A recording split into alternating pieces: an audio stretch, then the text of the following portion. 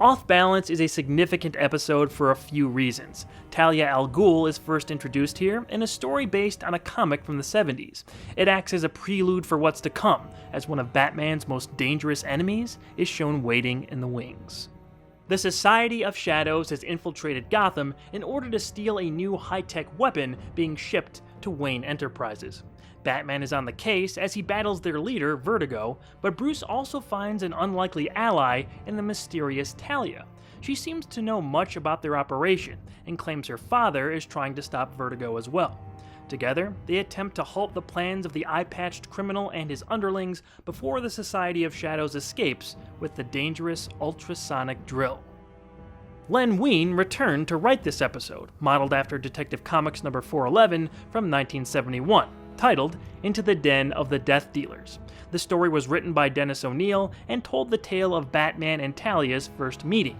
This installment of the animated series followed the book pretty closely, with a few characters and situations changed. Gotham's stand-in for the Statue of Liberty is featured prominently in the opening, and that whole scene is great. Batman's informant is even tossed off the top of it. I think they tried to imply he survived, but come on.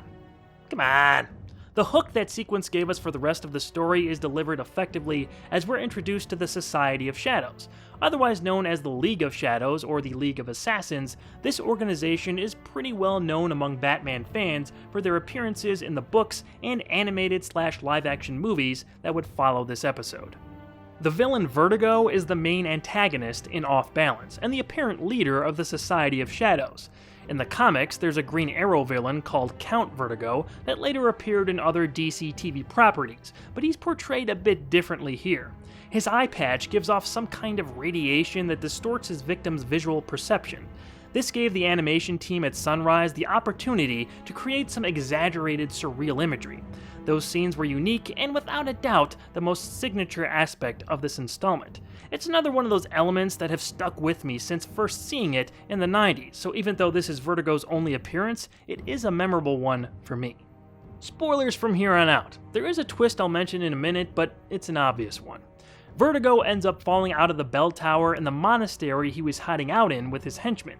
This sequence seems to be an homage to the famous Alfred Hitchcock movie Vertigo, where a similar thing happened. Knowing this may also explain the emphasis on the villain's eyepiece that induces a form of vertigo. This story is where I was first introduced to the character of Talia. Aside from Catwoman, she's probably Bruce's most consistent love interest across his entire 80-plus year run.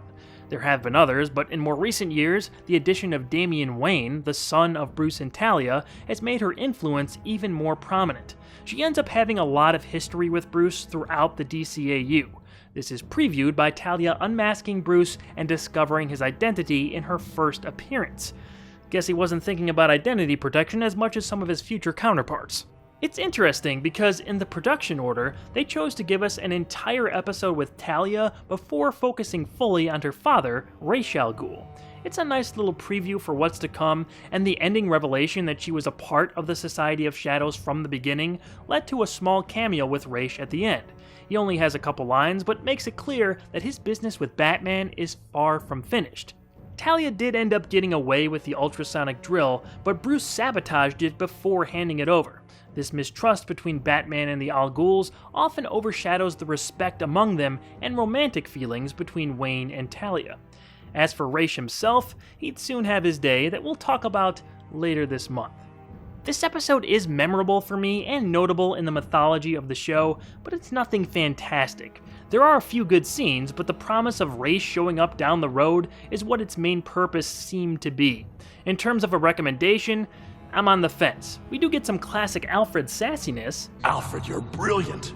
So I've heard. And there's for sure more to like, but it does drag a little bit in the second half, and it just doesn't feel like an elite episode.